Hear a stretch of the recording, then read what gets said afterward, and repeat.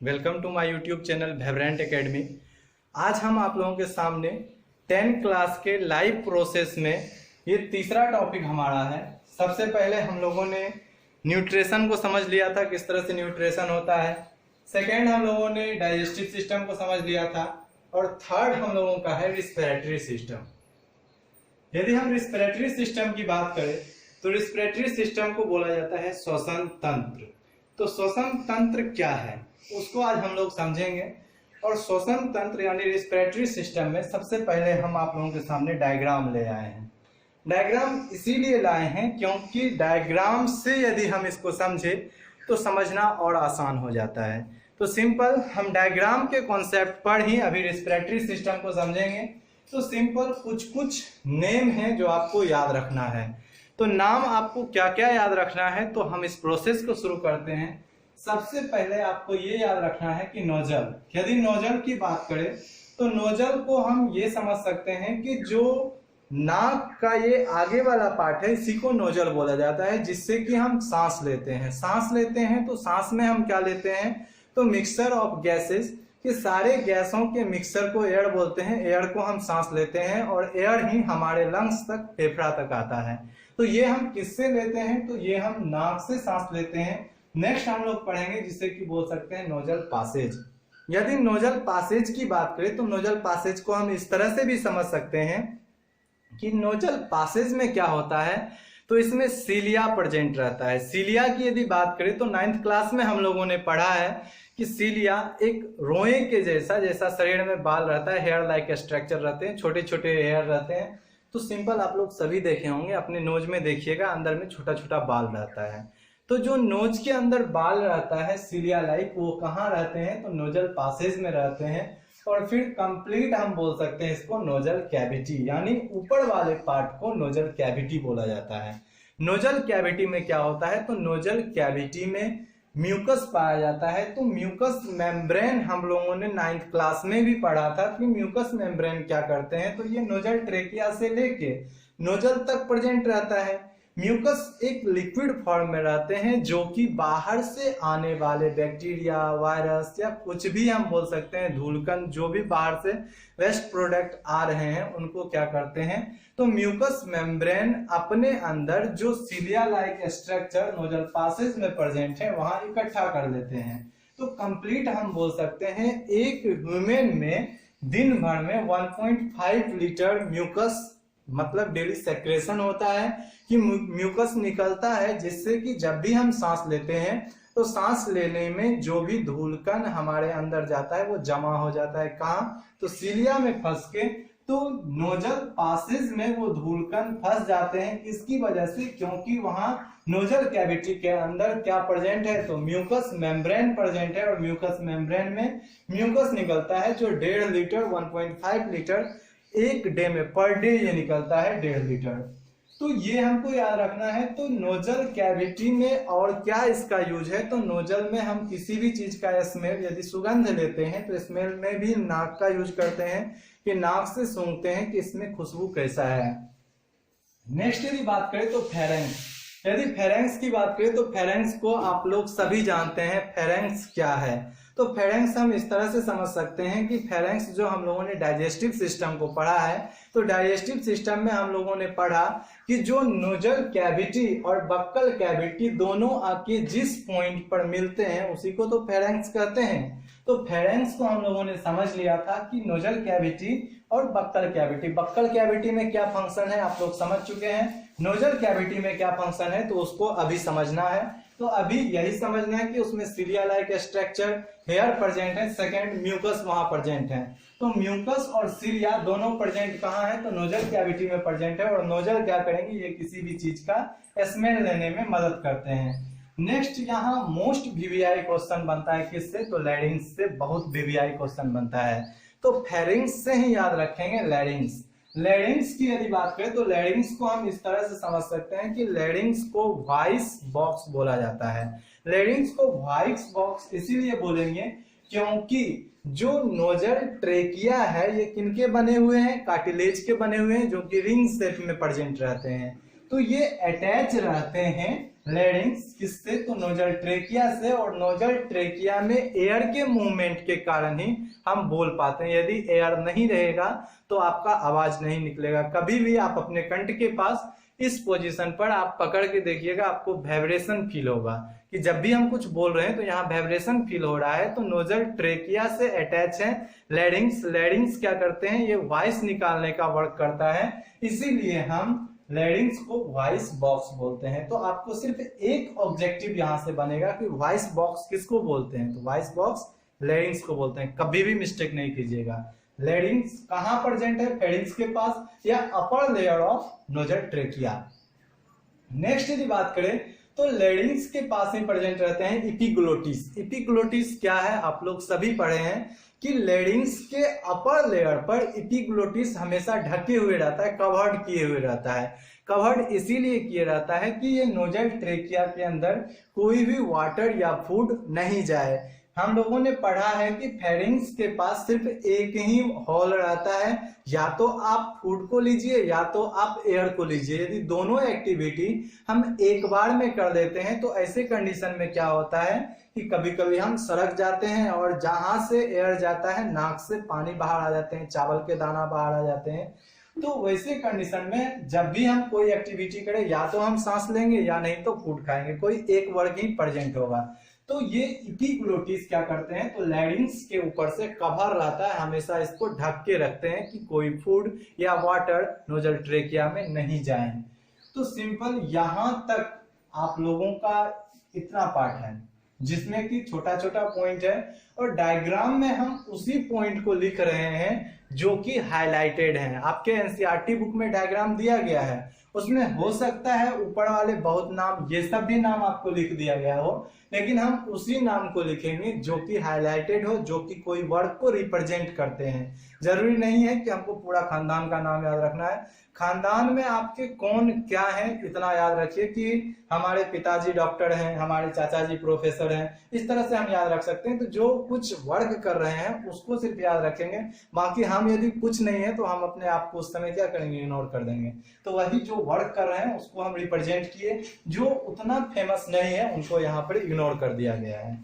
तो यहाँ हम लोग नोजल पासेज को देखे, नोजल पासेज के बाद लैरिंग्स को देखे, लैरिंग्स के बाद ट्रेकिया को देखे, ट्रेकिया जिसे कि नोजल ट्रेकिया बोलते हैं, और 9th क्लास में हम ट्रेकिया के बारे में आपको बताए थे कि ये कार्टिलेज के बने हुए हैं और बहुत सारे रिंग पाए जाते हैं जो कि पूरी तरह से एयर को, जो नोज से एयर लेते हैं उसको कहां तक पहुंचाते हैं, तो ये लंग्स में पहुंचाते हैं। बाकी आइए हम आज लंग्स को समझते हैं। यदि लंग्स की बात करें तो लंग्स हम लोगों में पेयर में प्रेजेंट रहते हैं। एक ह्यूमन में लंग्स 1 पेयर जोड़े में रहते हैं, एक राइट साइड एक लेफ्ट साइड। तो लंग्स जोड़े में प्रेजेंट है, तो लंग्स को हम इस तरह से समझेंगे कि लंग्स में हम देख रहे हैं कि यहाँ कुछ ब्रांचेज बन रहे हैं जिसे ब्रोंकी बोले हैं। तो ये ब्रोंकी 2 होते हैं, मतलब नोजल ट्रेकिया से जैसे ही ये नोजल ट्रेकिया नीचे आए लंग्स में, तो लंग्स में ये 2 ब्रोंकी में डिवाइड हो गए, एक राइट ब्रोंकी एक लेफ्ट ब्रोंकी। तो राइट ब्रोंकी क्या करेंगे, राइट ब्रोंकी 3 पार्ट में 3 पार्ट में ये डिवाइड हुए हैं। ऐसा नहीं कि ये डायग्राम ऐसा है, ये सटीक डायग्राम है कि ब्रोंकी को 3 पार्ट में डिवाइड किए हैं, जिसे ब्रोंकियोल्स बोलेंगे। ब्रोंकियोल्स, ब्रोंकियोल्स की बात करें तो ब्रोंकियोल्स 3 है। 3 ब्रोंकियोल्स किसको बोले हैं, तो जो ये ब्रोंकी डिवाइड हुए हैं उनके जो पार्ट हैं, जैसे 2 हैं तो ब्रोंकियोल्स बोले हैं, यहाँ 3 है तो इनको ब्रोंकियोल्स बोलेंगे। तो ब्रोंकी ही बहुत सारे हैं तो उसको ब्रोंकियोल्स बोलेंगे।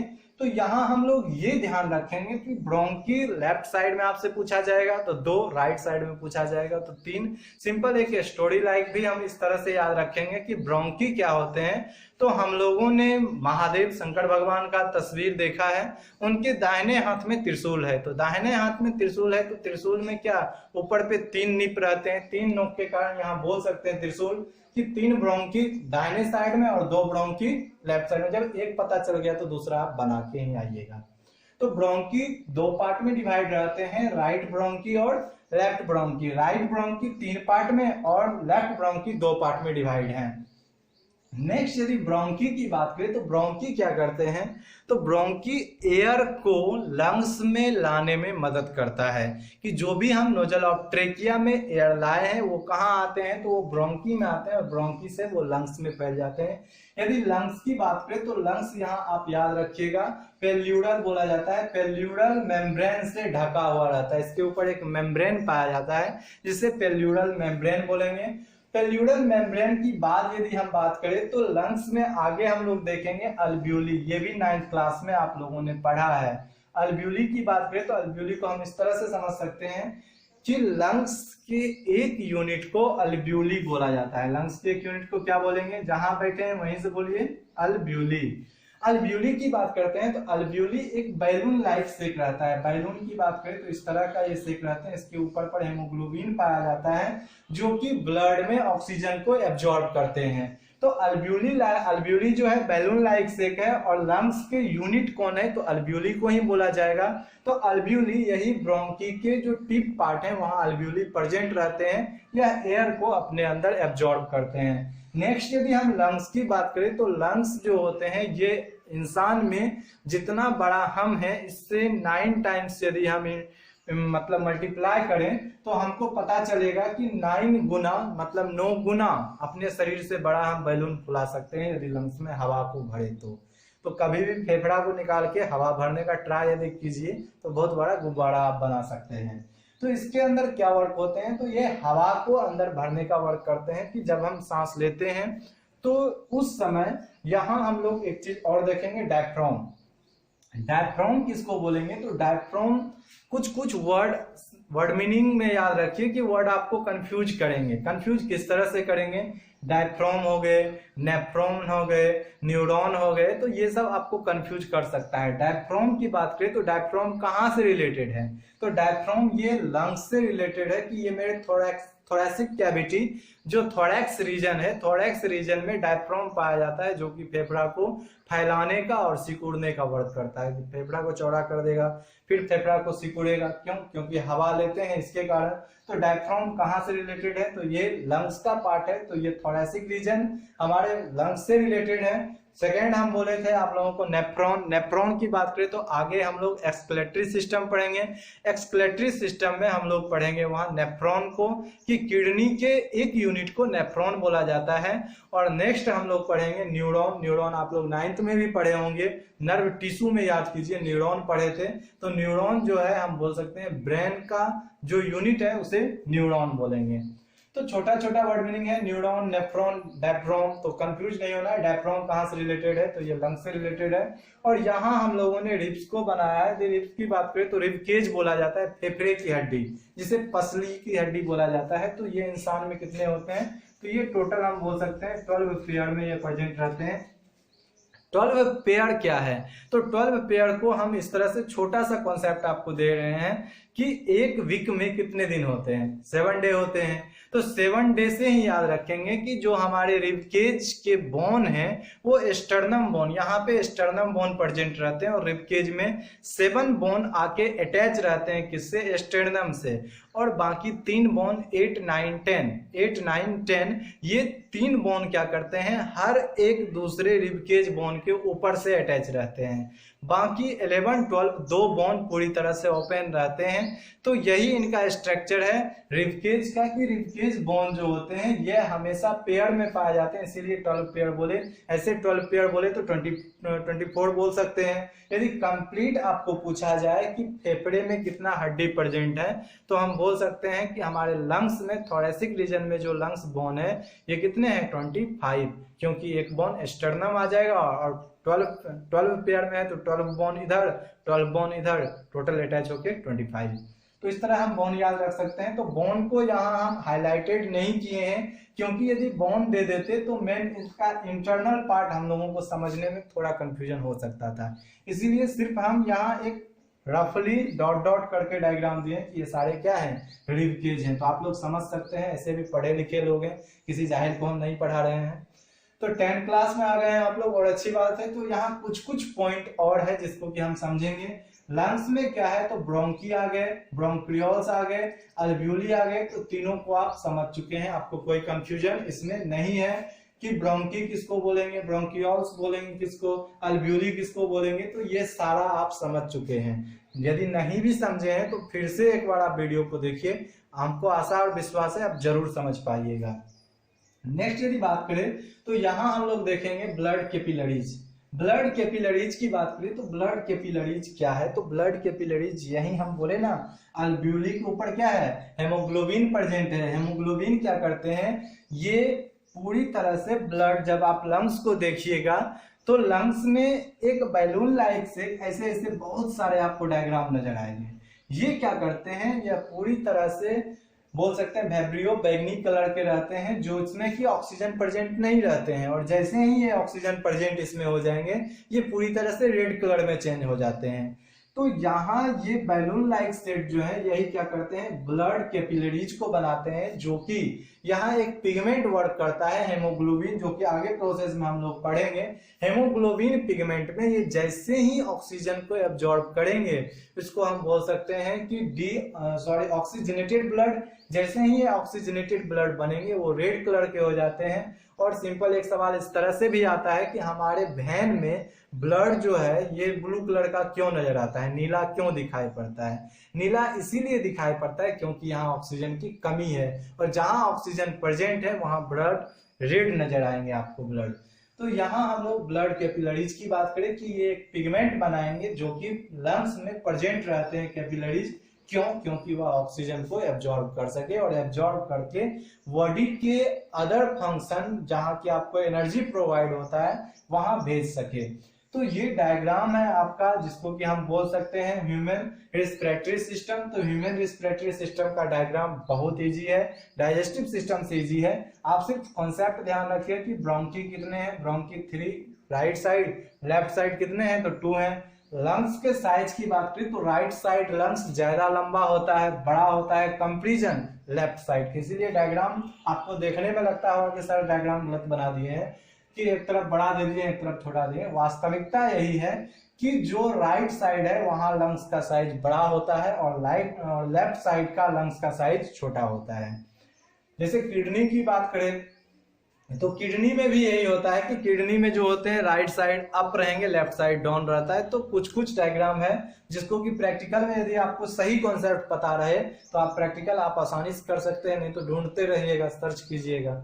तो यहाँ हम लोग देख रहे हैं डायग्राम को, तो आप लोगों को फिर जैसे हम होमवर्क दिए थे कि डाइजेस्टिव सिस्टम का डायग्राम बनाना है, उसी तरह हम बोल रहे हैं रेस्पिरेटरी सिस्टम का भी डायग्राम आपको बना के मेरे व्हाट्सएप नंबर पे सेंड करना है। व्हाट्सएप नंबर यहीं लिख देते हैं हम, 912296 उसके बाद 9151, ये मेरा व्हाट्सएप नंबर है। इस पे हमको डायग्राम सेंड कीजिए। कुछ लोगों ने डायग्राम सेंड किया था और कुछ लोगों ने डायग्राम सेंड जो नहीं किए हैं वो डायग्राम को भेजिए हम तक, क्योंकि हमको भी लगेगा कि आप पढ़ रहे हैं रूम पे लॉकडाउन में, हम भी आपके पीछे मेहनत कर रहे हैं, थोड़ा सपोर्ट आपका भी होना चाहिए ताकि हमको भी पढ़ाने में मन लगे और हम भी एक्टिव रहें कि आज हमको ये वीडियो देना है।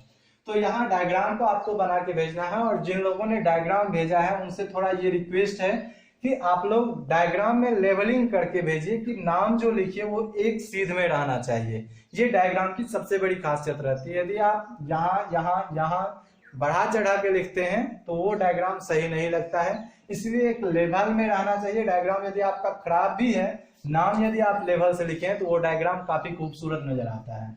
तो हमारे व्हाट्सएप नंबर पे डायग्राम को भेजिए और कुछ पॉइंट को और हम लोग समझेंगे। यदि रिस्पिरेटरी सिस्टम को समझे तो रिस्पिरेटरी सिस्टम को हम आपके सामने 4 पार्ट में डिवाइड किए हैं। 4 पार्ट क्या क्या है, तो सबसे पहला पार्ट हम बोल सकते हैं कि जिसमें बोल सकते हैं एक्सटर्नल रेस्पिरेशन, कि बाह्य श्वसन तंत्र किस तरह का होता है, इसको समझेंगे। फिर हमारा है ट्रांसपैरेशन ऑफ गैसेस, की किस तरह गैस एक्सचेंज होते हैं हमारे लंग्स में, उसको हम लोग पढ़ेंगे। फिर इंटरनल रिस्पिरेशन है कि शरीर के अंदर में रिस्पिरेशन किस तरह का होता है। फिर है सेलुलर रिस्पिरेशन जो माइटोकॉन्ड्रिया में हम लोग पढ़े। थे 9th क्लास में ही कि माइटोकॉन्ड्रिया रिस्पिरेशन में भाग लेते हैं और एटीपी बनाते हैं, एडिनोसिन ट्राइफॉस्फेट। तो यहाँ कंप्लीट हम समझेंगे कि सेलुलर रिस्पिरेशन क्या है। तो ये हम चारों रिस्पिरेशन को आपको आगे समझाएंगे। रिस्पिरेशन का भी 2-3 वीडियो बनेगा, तो आपको थोड़ा पेशेंस रखना है और समझते हुए पढ़ना है। ऐसा नहीं है कि हम बड़ा बड़ा एक दिन में ही आपका 1.5 घंटे का क्लास ले लें, समझ में कुछ नहीं आया। छोटा छोटा पॉइंट से ही हम समझाने की कोशिश कर रहे हैं। और एक रिक्वेस्ट है आप लोगों से कि मेरा जो ये YouTube का चैनल है, इसके नीचे में शेयर का लिंक आता है, जहां आपको शेयर रहेगा। शेयर में आप व्हाट्सएप पर शेयर कर सकते हैं, फेसबुक पेज पर शेयर कर सकते हैं। तो आप अपने फ्रेंड सर्कल में या अपने स्कूल के ग्रुप में हैं या फिर आप जहां भी हैं, तो इस लिंक को थोड़ा शेयर कर दिया कीजिएगा, क्योंकि थोड़ा सब्सक्राइबर बढ़े। और आपको ये भी ध्यान रखना है कि जो स्टूडेंट लॉकडाउन में अभी रूम में फंसे हुए हैं, कहीं पढ़ने नहीं जा पा रहे हैं, उनको मदद मिल पाए, तो कुछ हमारी भी मदद मिल जाए और कुछ आप लोगों को भी मदद मिल जाए। तो इसीलिए दोनों चीज को देखते हुए यदि आपको लगे कि वीडियो को शेयर करना चाहिए तो शेयर कीजिए और चैनल को सब्सक्राइब जरूर कीजिए। Thanks for watching this video.